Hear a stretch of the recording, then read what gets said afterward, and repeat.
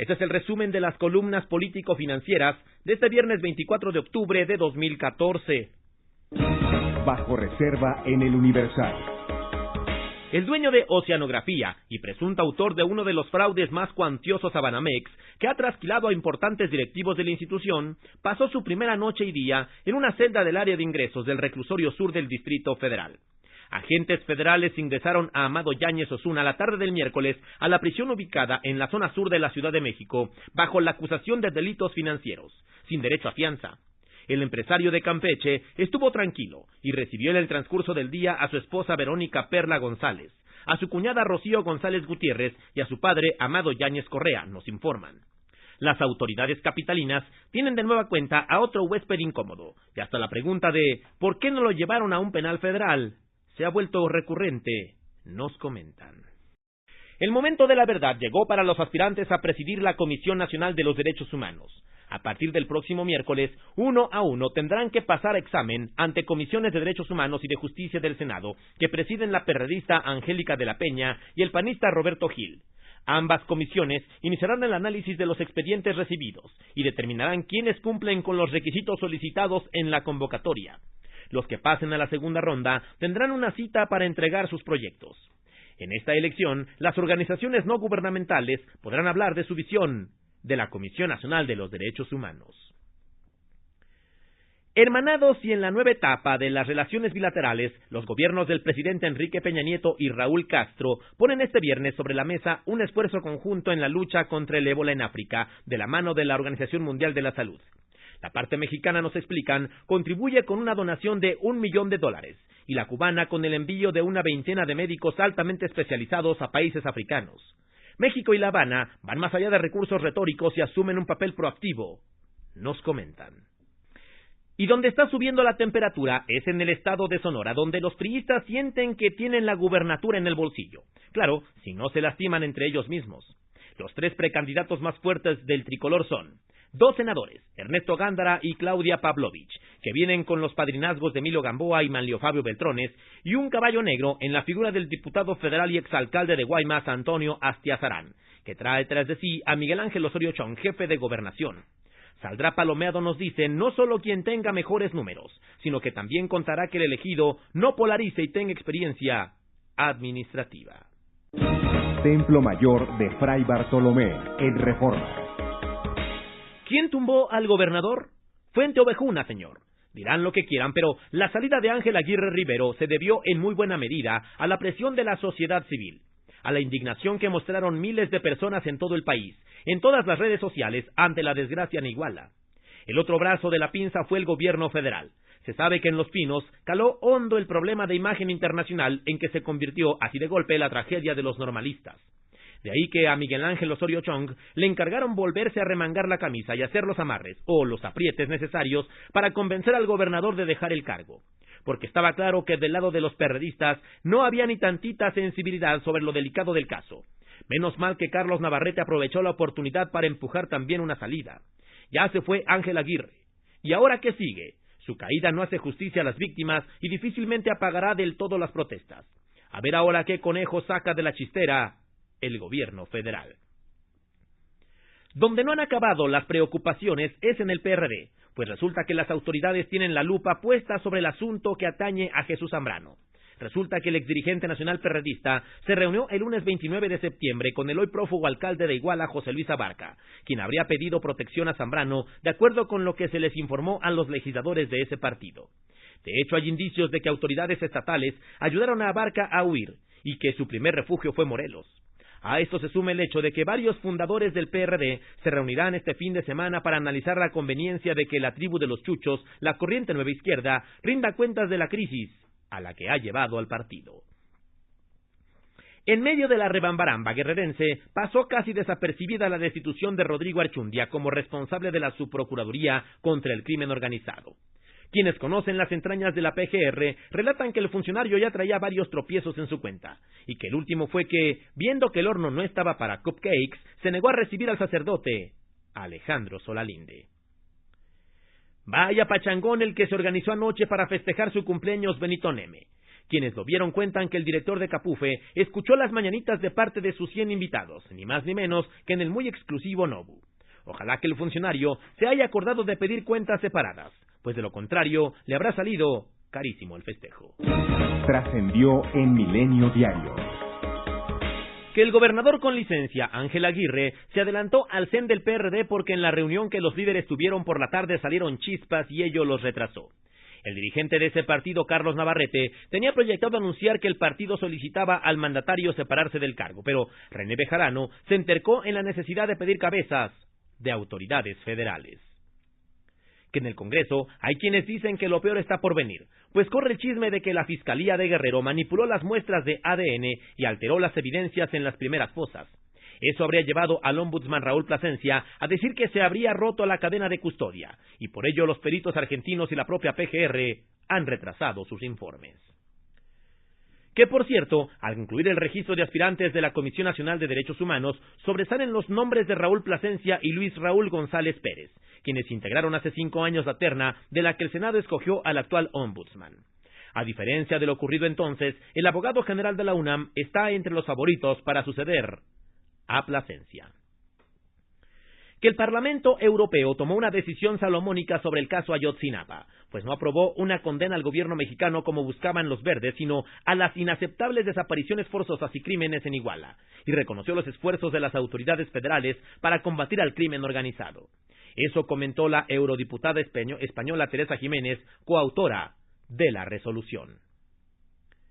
Que la salida de Rodrigo Archundia como titular del Aceido no representa un mal cálculo del Procurador General de la República, Jesús Murillo Caram, y menos en estos momentos cuando se desahogan 2 de las más importantes averiguaciones, la playa y la desaparición de los normalistas de Ayotzinapa.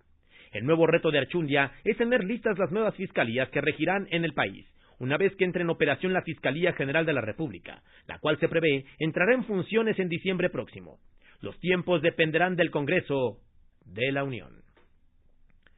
Que la última vez que se vio en público al priista Gilberto Sánchez Osorio, asesinado antenoche, fue el martes en la sesión del Senado, donde acompañó a Joel Ayala, líder de los burócratas en el país, sesión en la que se iba a abordar la petición de desaparición de poderes en Guerrero. Frentes políticos en Excelsior. Todo hiere en el caso Ayotzinapa.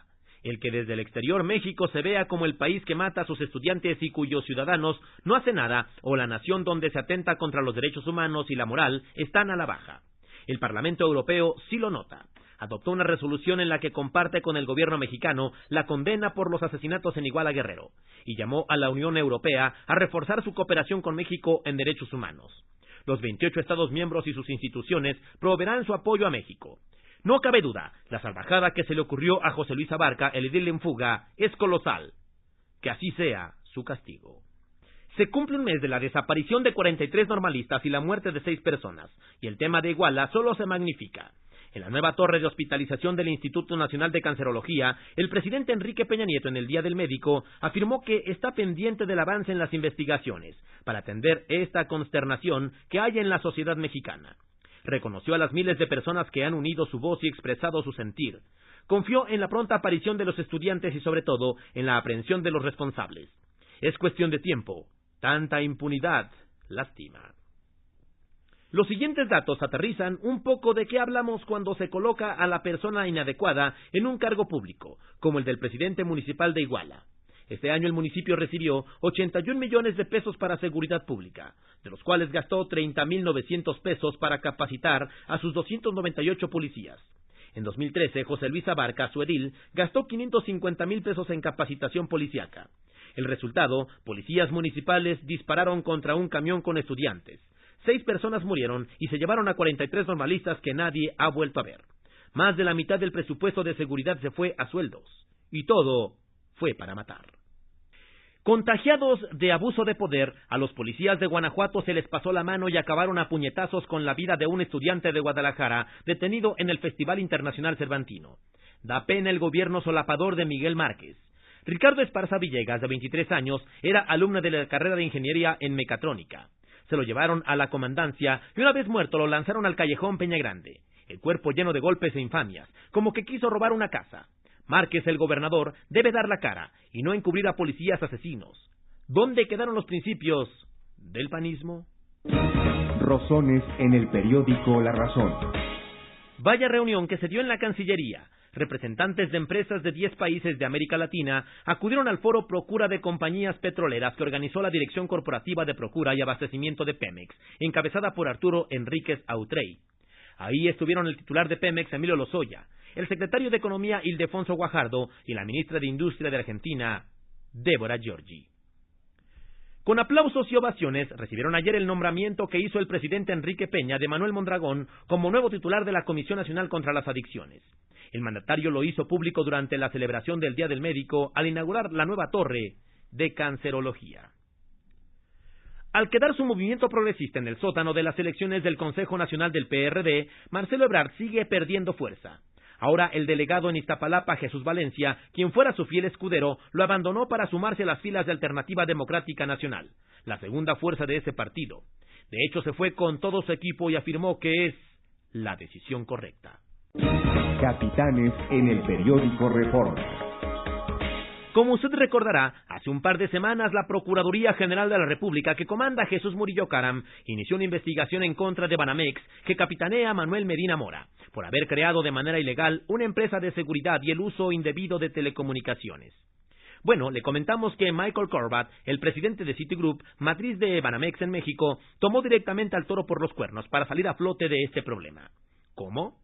Resulta que desde Estados Unidos se decidió contratar un despacho especializado en derecho penal para defenderlos, así como para fortalecer los procesos y controles en la división mexicana.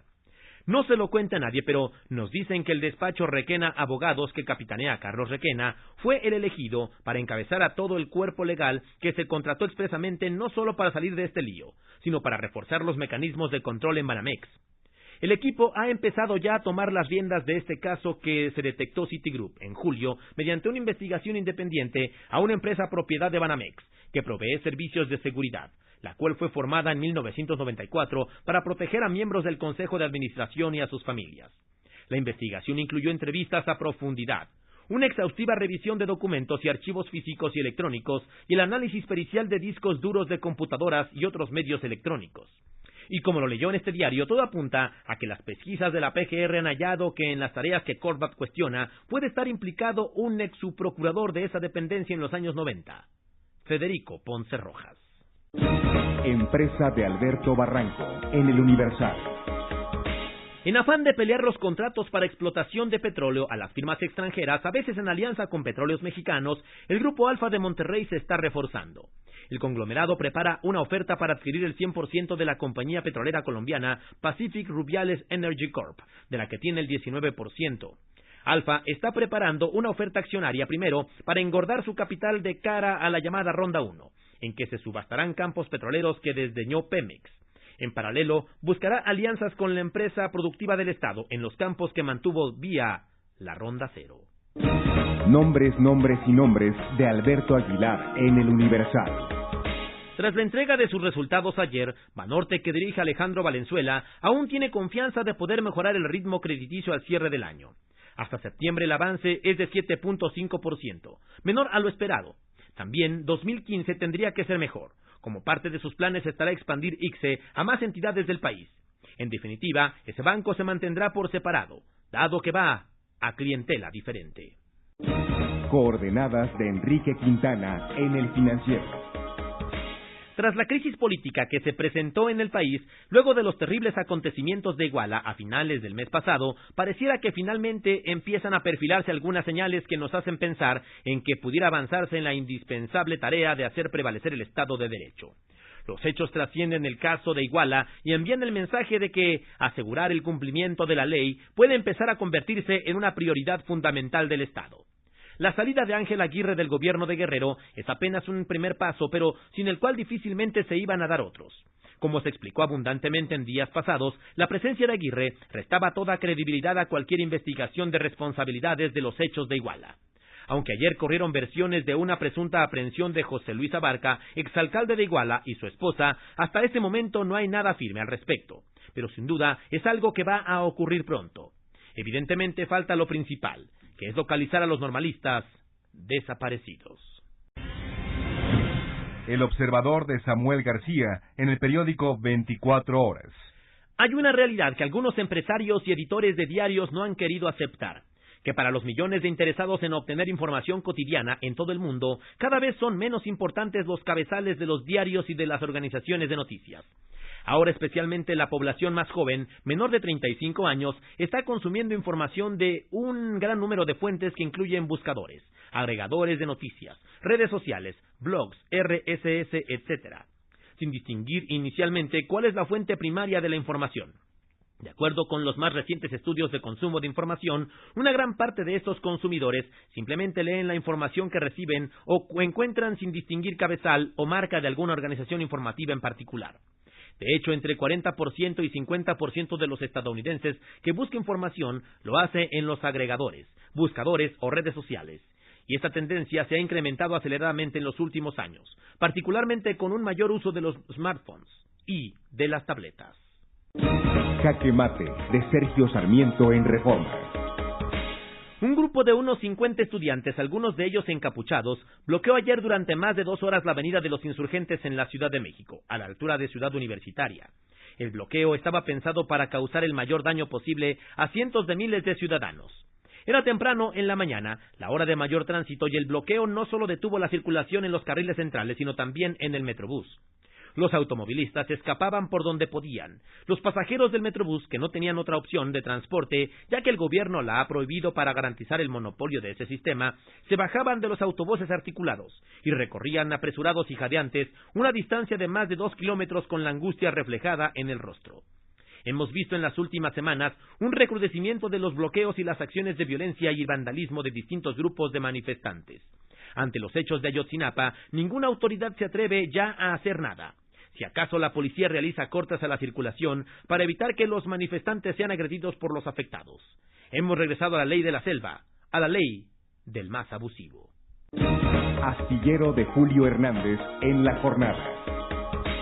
Hombre del sistema, sustancialmente priista, respetuoso del presidencialismo faraónico, aunque en este tramo fatal jugó a simular rebeldía para negociar buenos tratos posteriores, perredista de ocasión que con rapidez se acomodó al estilo mercantilizado del Sol Azteca, beneficiario de empujes económicos y políticos de su promotor al gobierno guerrerense Marcelo Ebrard y benefactor con cuenta al erario de sus nuevos aliados, los actuales gerentes de la Revolución Democrática, Ángel Eladio Aguirre Rivero, cumplió ayer sin estridencias el papel postrero, que en este episodio de Élites le fue asignado mediante negociaciones encabezadas por Carlos Navarrete, el actual presidente del PRD. En privado de Joaquín López Dóriga, en Milenio Diario. Ayer se consumó lo inevitable. Ángel Aguirre dejó el gobierno de Guerrero. Lo sucederá su secretaria de Desarrollo Social Beatriz Mojica, consejera del PRD. A ver si puede con el paquete que se le viene. Rodrigo Archundia dejó la titularidad del Aceido en la PGR para asumir la Subprocuraduría de Control Regional que realizará los modelos de las fiscalías regionales que tendrán el control de las delegaciones. Lo releva Jorge Hugo Ruiz. Y la senadora Arely Gómez dará a conocer esta tarde la lista de los aspirantes a la presidencia de la Comisión Nacional de los Derechos Humanos, que cubrieron los requisitos. Razones, de Jorge Fernández Menéndez en Excelsior. Algo sucedió en la administración federal que la crisis de Iguala, que este fin de semana cumplirá ya un mes, dejó al gobierno paralizado durante días y rompió el ritmo, la imagen, el Mexican Moment, del que tanto se habló después de la reforma energética y de la exitosa visita presidencial a Nueva York. Es difícil entender por qué sorprendió la crisis de Iguala. No porque no se supiera de las relaciones de muchos presidentes municipales y policías estatales de la región con los grupos criminales. Tampoco nadie tendría que sorprenderse de que el gobernador Ángel Aguirre le haya fallado a las autoridades federales cuando le pidieron el mismo sábado 27 de septiembre que tuviera el control de la situación y no perdiera de vista al presidente municipal. Las lealtades no son su fuerte y en el PRI lo deberían de saber mejor que nadie. Mucho menos tendrían que haber sido sorpresivo que el Estado no estuviera en condiciones de afrontar una crisis. No pudo con la muerte de otros 2 estudiantes y la del trabajador de una gasolinera en la Autopista del Sol, al comienzo de la administración local. Tampoco durante Ingrid y Manuel. Era previsible que ahora tampoco podría. Arsenal de Francisco Garfias en Excelsior. El asesor entró como tromba a las oficinas del senador del PRD Alejandro Encinas, presidente de la Comisión Bicameral de Seguridad, en los momentos en que lo entrevistábamos. Ya lo agarraron, le dijo mientras mostraba un mensaje en su celular. No necesitó precisar de quién hablaba. Todos los que nos encontrábamos ahí entendimos de inmediato que se refería al desaforado alcalde de Iguala, José Luis Abarca. Abarca, acusado por la PGR de ser el autor intelectual del asesinato de 6 personas y la desaparición de 43 normalistas. Era una versión bomba. Nos alegramos, pero teníamos un problema. La entrevista con el senador del PRD giraba en torno a la imposibilidad de las autoridades de capturar a los responsables de la tragedia de Iguala. El equipo de producción ya había desmontado las cámaras. A colocarlas de nuevo. Encinas le dio crédito a su asesor. Nosotros también, así que a repetir esa parte. ¿La captura de Abarca ayuda a paliar la agitación social que este caso ha provocado?, preguntamos. Yo digo que no necesariamente. Quizá incremente la indignación y la irritación social con la que operó. Esto va a ayudar a dar respuesta a muchas de las preguntas que hemos formulado en torno al móvil. ¿Cómo se hizo la operación? ¿Cuáles son sus vínculos con la delincuencia organizada? ¿Y cuáles son sus vínculos dentro de la estructura del PRD? Puede ser una piedra angular en el desarrollo de la investigación. Encinas se levantó y se fue apenas terminó la declaración. Tenía prisa. Iba a entrevistarse con familiares de los normalistas desaparecidos que se encontraban en esos momentos en el Senado. Ya de salida, nos lo volvimos a topar, nos comentó espontáneo. Sofío Ramírez dice que ya habló con el gobernador y que le dijo que sí lo habían capturado. Se trataba de una versión que le llegaba al presidente de la Comisión Bicameral de Seguridad. Eso le daba peso. Decidimos tuitear lo que vimos y lo que oímos. Se trataba de una versión que le llegaba al presidente de la Comisión Bicameral de Seguridad. Eso le daba peso. Estrictamente personal, de Raimundo Riva Palacio, en El Financiero. Si la lectura política a la primera información sobre el móvil en la autoría intelectual de los violentos hechos en Iguala la noche del 26 de septiembre, proporcionada por el procurador Jesús Murillo Caram, es leída entre líneas, el gobernador de Guerrero Ángel Eladio Aguirre y la dirigencia del PRD, en manos de Nueva Izquierda, los chuchos, deben estar preocupados. Lo que estableció Murillo Caram como hipótesis implícita es que al haber apoyado electoralmente al exalcalde de Iguala, José Luis Abarca, respaldaron a quienes establecieron en ese municipio un narcopoder público con fuero y blindaje político. La acusación directa fue contra su esposa, María de los Ángeles Pineda Villa, identificada como la jefa de la plaza de la banda criminal Guerreros Unidos, a quienes Aguirre y los chuchos promovían como próxima presidenta municipal o diputada federal. Uso de razón, de Pablo Iriart, en El Financiero. Por lo que nos ha informado hasta ahora la PGR, la tragedia de los normalistas de Ayotzinapa tiene su origen en el pleito entre grupos de izquierda de Guerrero. A la indispensable tarea del gobierno de encontrar a los 43 desaparecidos y hacer justicia con toda energía, debería acompañar una profunda reflexión de la izquierda acerca de hasta dónde pueden llegar sus conflictos intestinos. Las tribus de la izquierda de Guerrero son las responsables de la desaparición y muerte de normalistas de Ayotzinapa. Una de esas tribus, la que en Iguala encabezaba el alcalde José Luis Abarca, estaba copada por grupos criminales. La versión del móvil de la tragedia que dio el procurador Murillo no ha sido desmentida y conduce al conflicto entre las tribus. Split financiero de Julio Pilozzi en el diario Capital de México. Con resultados que reflejan mejoras importantes en su rentabilidad, estructura financiera y creación de valor, Gruma, que dirige Juan González Moreno, dio a conocer sus resultados de operación al cierre del tercer trimestre de 2014, en el que registró un crecimiento en sus ventas netas del 1% respecto al mismo periodo de 2013, al alcanzar ingresos por 12.665 millones de pesos, con un aumento anual en su utilidad neta del 73% para registrar una ganancia de 1.215 millones de pesos. Durante el periodo de julio a septiembre, la empresa que fundó Roberto González Barrera realizó inversiones por 31 millones de dólares, los cuales se utilizaron principalmente para la ampliación de la capacidad de producción en sus plantas de Mexicali, Tijuana y Florida en Estados Unidos. En los próximos meses, la compañía regiomontana continuará aplicando su política de reducción de gastos, para enfocarse a los mercados y regiones donde tiene una gran presencia de valor estratégico, que implementa desde diciembre de 2012. La gran carpa de los hermanos Fuentes, en el periódico El Economista. La senadora María del Pilar Ortega presentó una iniciativa para prohibir la violencia política de género en la propaganda electoral e imponer cárcel de 2 a 6 años al funcionario partidista o candidato que agreda a mujeres candidatas. La legisladora destacó que existe una creciente incursión de las mujeres en la toma de decisiones, pero también se incrementan los casos de acoso y violencia política en su contra. Esta situación, agregó, se traduce en una vulneración de los derechos políticos, ciudadanos y civiles. Indicador político de Carlos Ramírez en El Financiero. Si se revisa con frialdad la crisis en Guerrero, se encontrará con la sorpresa de que ahí no hubo alternancia política. Los gobernantes impulsados por el PRD fueron del PRI y por tanto aplicaron el modelo político del PRI. Pero el asunto se enreda más si se percibe que el país ha carecido de una alternancia a la izquierda, la verdadera izquierda, la socialista y comunista. Se autodisolvió en 1989 cuando el Partido Comunista Mexicano le entregó su registro legal a los priistas de Cuauhtémoc Cárdenas para fundar el PRD como un PRI populista y ni siquiera cardenista. Cárdenas, López Obrador y ahora la tribu Aguilar Talamantes de los Chuchos se olvidaron de las tradiciones socialistas de la izquierda y se sentaron en el oportunismo político al estilo PRI. Llegar al poder con quien sea, solo para disfrutar las mieles presupuestales del poder, y sin un proyecto social, más allá del asistencialismo basado en dinero y servicios regalados a cambio de votos de sectores necesitados. Alajero de Marta Anaya, en el periódico 24 Horas. Antenoche se tomó la decisión final, antes incluso de que iniciara la inmensa marcha de jóvenes rumbo al Zócalo con sus antorchas y sus gritos exigiendo justicia. Las señales que requería el aún gobernador de Guerrero, Ángel Aguirre Rivero, las acababa de enviar el Procurador General de la República en su conferencia de prensa al mediodía. Lee entre líneas, ahí está la clave de la decisión, nos indicó el jefe de la bancada perredista en el Senado.